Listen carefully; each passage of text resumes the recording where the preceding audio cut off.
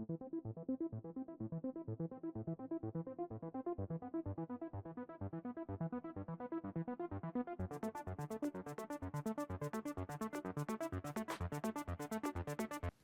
everyone, welcome back to the range. My name is Matt. New caliber review today. This is a new offering, at least on my channel. This is 350 Legend from Winchester. This is a 145 grain full metal jacket target load. In full transparency, AR15.com essentially sponsored this video. They actually had Winchester send over a box of this probably a year and a half to 2 years ago. I'll have to check the project file folder for us to do a review on.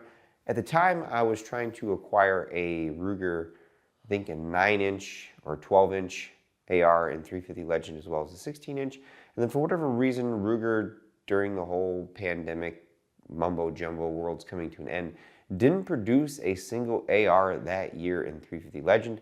So we ended up picking up a 16-inch Ruger Ranch rifle and as well as a 20-inch to run our testing on.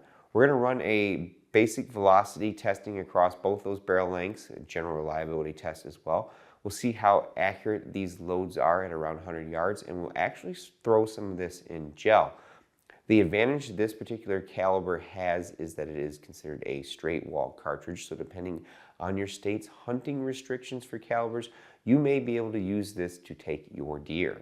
We'll start with our shortest barrel length, which is our 16-inch Ruger American. Got a single port Yankee Hill QD muzzle brake up there that we drilled out for 9mm.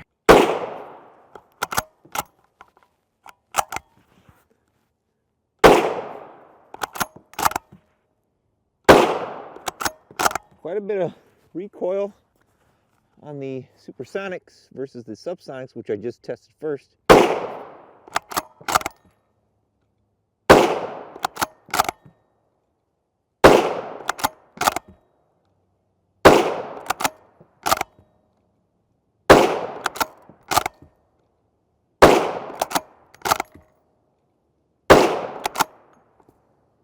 And now we've got our 20-inch. I borrowed this from a friend. This is his build. Got the KE Arms single piece polymer lower. I mentioned to him that he needs to get a raised cantilever mount so we can get the optic more forward away from the charging handle, because it's kind of hard to get to the charging handle with your optic right here.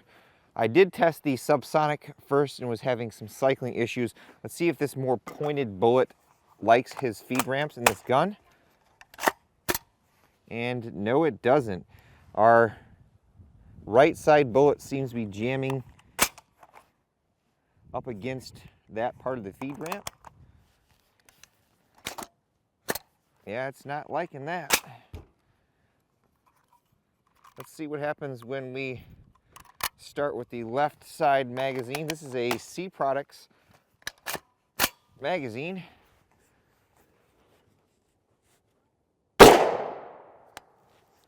Nope, didn't want to cycle there.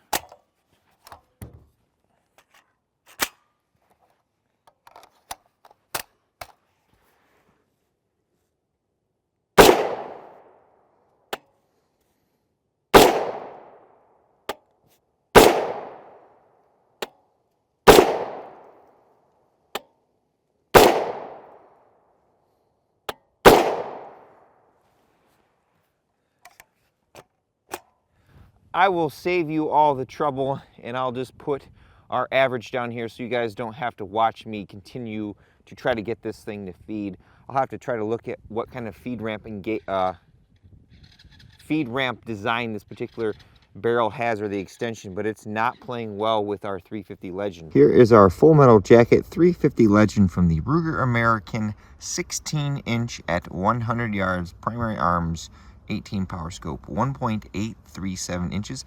It's about 45 degrees outside today. There is a little bit of wind, but I'm not shooting across it. I'm shooting with the wind, not shooting against it, into the wind. I don't know, whatever. Not terrible. Now, I normally don't test full metal jackets against any kind of ballistics gel because typically they don't fragment or expand. They're just meant for all-out penetration. But I'm curious, compared to a conventional 9mm, what this bullet is going to do at an increased velocity being a full metal jacket. We're going to start with our 16-inch, and then we'll take a shot from the 20, although I think there's not a whole lot of velocity gain that we're seeing from these two barrel lengths. How many inches of penetration are we going to get out of this sucker? 23, 25.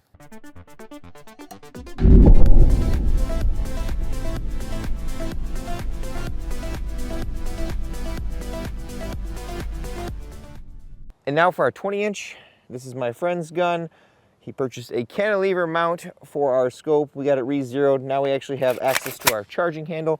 We're still having some feeding issues when we're on the right side column of our magazine, and I think it's either with this lower, which I don't think it is, or it's the magazine. Maybe the follower doesn't have enough upward angle, because if I hold the magazine slightly like that, I'm not getting any feeding issues. Whew, that was a good block jump.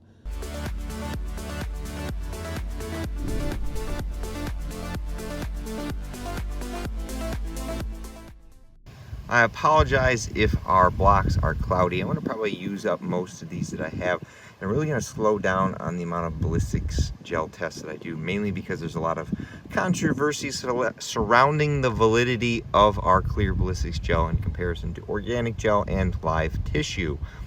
So, you know, your results may vary. This data set may not be any more valid once it leaves this video. But we've got quite a bit of disruption going on in the first few inches of our blocks here. There are some fragments coming off, and we've got amazing penetration again. Good thing I'm keeping these backup blocks here. We have one out to the 22-inch mark and then one out to the 23.5. He's kind of hard to see back there, but let me zoom in there. What's that? That's expansion. The particular lead jacket profile that they're using for this bullet looks like, and again, clear gel, it's expanding and slowing itself down. I was fully expecting it to penetrate, you know, 48 plus inches like, you know, 9mm loads do, but interesting. We'll pull him out, we'll pull both of those out of there in a second. Here is a top-down shot. The 16-inch was over here, then our 20-inch was right here. Very similar looking wound paths. Guess I can't complain about that in 350 Legend. Look at that cute little dot in our 20-inch. Very good expansion, I would say. Here's our 16-inch. They are not a bonded bullet, as you can just see there. We will definitely get some macros on these. Overall, I can't really complain about the performance of that full metal jacket against our clear ballistics gel. Well, folks, I typically don't recommend full metal jackets for hunting or any kind of self-defense loads. But if you had a 350 Legend and you were going hunting, and the only load you could find because of some dumb ammo crisis that's either occurring now or in the future, and you can only find the full metal jacket based on our gel results at this particular velocity that 350 Legend is driving this bullet design to, you're going to get expansion and you're going to get penetration that doesn't seem too insane. With all that being said, it's time for me to get the heck out of here. Hasta lasagna, don't get any on ya. At the end of all my videos, I take a moment to thank all those who help make these possible. Number one is my Patreon and Subscribe Star fans. Number two is Winchester/AR15.com, who in full transparency sent me all that 350 Legend last year for me to do tests on a rifle that I never acquired because Ruger didn't make a single AR in 350 Legend in 2021. Of course, number three is you all for watching. Until next time, I'll catch you at the range.